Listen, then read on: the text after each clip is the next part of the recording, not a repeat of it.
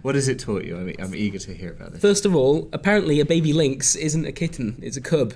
Or at least that's what Might and Delight, really? developers of this game, suggest. And I would imagine they Googled it, right? I've learned something, I haven't even played it. Yeah, no, I'm sure Google is the root of all animal knowledge. Excellent. And other than that, yeah, I guess it's taught me something about parenting.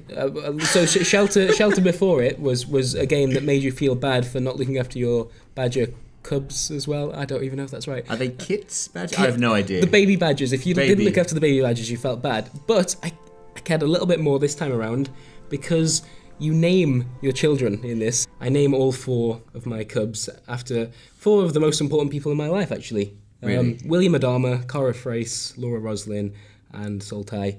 Which are Battlestar Galactica characters. So yes, I did care. You have a rich inner life, which is all good. And yeah, so it does some really horrible things. Shelter was really good at this as well. When you're playing it and it's nighttime and maybe you get separated from your cubs, the sound design is harrowing. So first of all, of course, the cubs themselves will mewl really tragically, which gets to you. And also the release kind of loud pangs of noise, which kind of remind you that the mother is getting upset about being separated.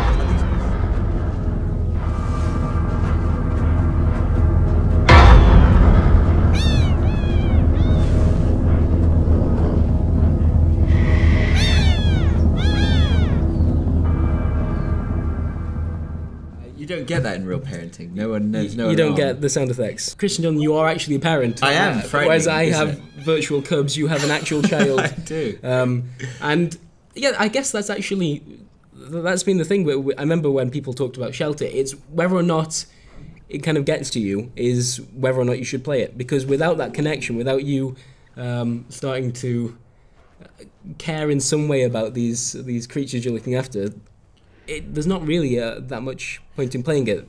But isn't it a bit like is it the Voight Kampff test they do in Blade Runner? I mean, like, I don't think there's anyone who wouldn't be. I'm watching this game and I have no interest in playing this myself, but I'm watching it and I'm thinking this would be very affecting. Yeah. Like, so the way he's sort of grabbing him around in his mouth. And sure. You know. At the moment, they've just been born, and you go out and hunt some rabbits for them to eat until they're strong enough to follow you around, and they grow as you play through the game. In fact, and a kind of entire play session sees them growing up to almost being the same size as you, and it's got this kind of interesting mechanic, which the first game, like I said, was very much A to B, structured like levels.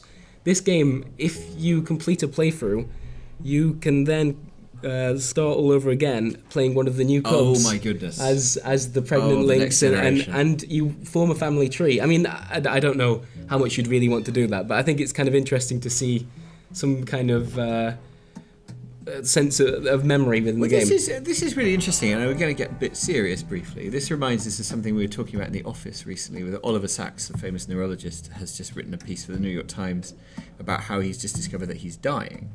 And one of the things he wrote in this piece, which really affected certainly me, and everyone I've bored with it has pretended to be affected by it, is that he says that everyone is no one can be replaced, and that it is kind of your fate as a biological entity to be unique. Mm-hmm. And I'd never really thought about it in that way before. I mean, obviously I knew that, like, you know, if people die, you can't fill that role. Sure. But I like the idea of uniqueness being as much a burden as it is something which you strive for. It's something which is sort of slapped on you at birth, and you have to live with that fact. And I think this is very interesting. It does it in a fairly simplistic way. I think so. It obviously remember the name of the lynx that you raised, but it also remembers their fur colour, and that's enough. That is really enough to kind of. I think this is wonderful. I mean. There's that. Is it Rogue Legacy, the game? Yes, I was about to bring that up when you were talking about characters like having remembering the flaws of their heritage. Rogue Legacy uses kind of genetic problems, and Massive Cellist does it as well in a really cool way, where it like you think more about the parents and the bloodline of the characters you create, and it makes it more important, I think. Yeah, you get anything which adds to the fiction of the fiction of games, in the sense, not in the sense of, like, you know, who you're tracking down a drug dealer and you have to kind of you know, take out their kingpins or whatever, but the fiction of a game in the sense of that making the characters real, I think is really great. And I think there are some people going to listen to this and go, well, that sounds like way too serious. It's not really what I'm interested in, and that's fair enough. But I think to enjoy Shelter or to get something from it, you have to kind of allow yourself to take that jump a little bit, because then when these horrible things happen, and this is actually at the very end, listen to that noise. Oh no, the mewling. So the game really doesn't like teaching you too much. It likes you to learn it along the way. Occasionally it will give you a pop-up and be like, okay, so to pick up your cub, you press this button because you need to know that. But in terms of how you survive your game, it leaves it up to you. And I made a huge error here, because although the game's called Shelter 2, and you know, shelter being a key word there, when it got to night time, I was too far away from where I should have been to put my cubs in some kind of safe environment for the night. Is that a cave over there? Could you have gone in? I couldn't really figure out what the problem was. I think the cub was. That really gets to me. I think the cub was too weak at this stage. I've been desperately looking what have you done? For food, and I couldn't find it. And then by the time you get to nighttime, it becomes much harder to track and find creatures. Yeah. So how did this affect? Presumably, this is a mistake that you did not make again. Yes. So after that point, I kind of stayed closer to that initial shelter where you give birth at the beginning, and I was a little bit more prepared. And it's an interesting thing, because this happened in Shelter as well. I remember losing a badger cub or a badger kit, whatever they're called.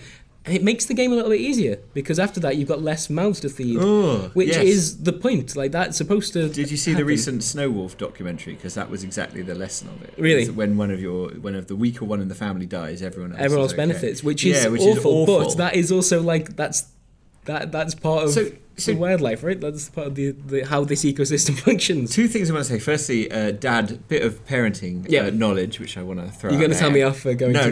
No. I have no idea whether this is true, but I understand that babies, when they cry, they cry at this particular frequency, which is impossible for humans to ignore. Yes. Obviously, some people do, and they're terrible.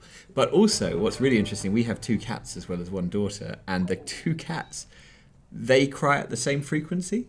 They have kind of learnt to cry at the human frequency. That's amazing. Very, very unusual.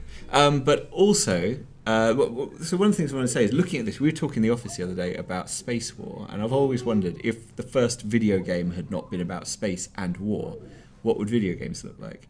And it's so weird that nature documentaries are such a huge business, and like, everyone watches them. You know, everyone in the world likes to watch, Attenborough poking around with a seal or something like that. And you look at this game, and it's like, oh my god, this is essentially a nature documentary game, and this works really well. Yeah, it's so weird to see games doing something so naturally, which for so long has been so unnatural for them. And I think that's really interesting. Yeah. So I once again have been kind of caught up with Shelter. Like the first game was, like I said, it was quite linear, and once you played it once, I think you were done. This has maybe got a little bit more in terms of replayability, just because of this family tree system and the fact that it's just an open world game that says, right, go and do stuff. I still think once you play through it once or twice, you'll probably have your fill, and it's still a very similar message to the first game. Which is like, find a cave at night. That's still kind of okay. Like, I'm alright with that. I think I like this one. And it feels like there isn't a lot of other people doing. I mean, a lot of people are doing survival games, but it's not like, oh god, not another wildlife survival game. exactly, right? Not yet, anyway. I think you're safe. Yeah. So that's Shelter 2. It's out next week. This was a preview build, but from what I've seen, it looks like, it looks like it's going to be very similar to the version we see. And that's no bad thing. No. So find a cave at night. Find a cave at night. Don't let. I can't remember which cub it was that died. Oh my god, that's the worst. You frickin' son of a